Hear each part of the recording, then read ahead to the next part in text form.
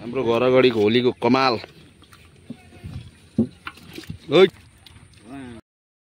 Hello साथीहरु, नमस्ते, स्वागत छ हजुरहरुलाई फेरि मेरो च्यानलमा। र हजुरहरु कस्तो हुनुहुन्छ? आई होप कि तपाईहरु पनि राम्रै हुनुहुन्छ होला र म पनि राम्रै छु।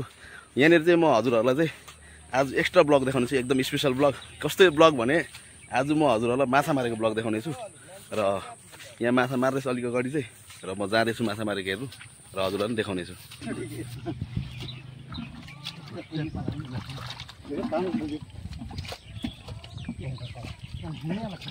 कत्रो छ?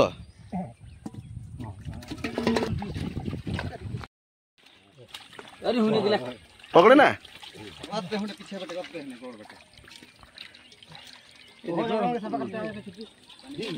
लोकल मागुर।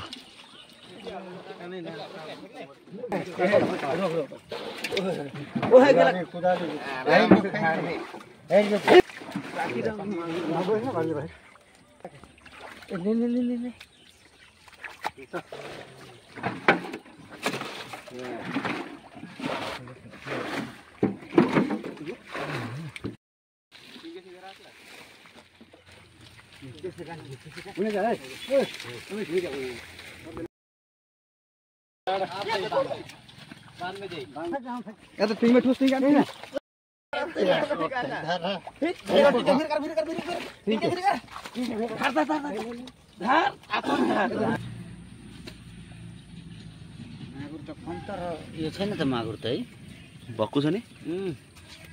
यो चाहिँ के अन्दाबाम होइन? कसरी केजी छ यो अन्दाबाम चाहिँ? 1200। यो मागुर माछा चाहिँ तर यहाँ त टाकी माछा मात्रै देख्दैछु त म त। यो मागुर हेर न, ए अँ रहेछ त।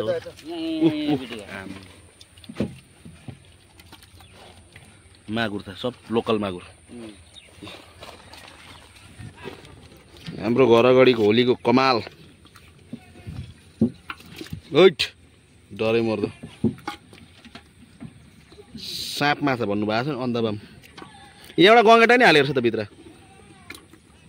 कस्तो घुम्दैछ भाँडामा, बाफ्रे।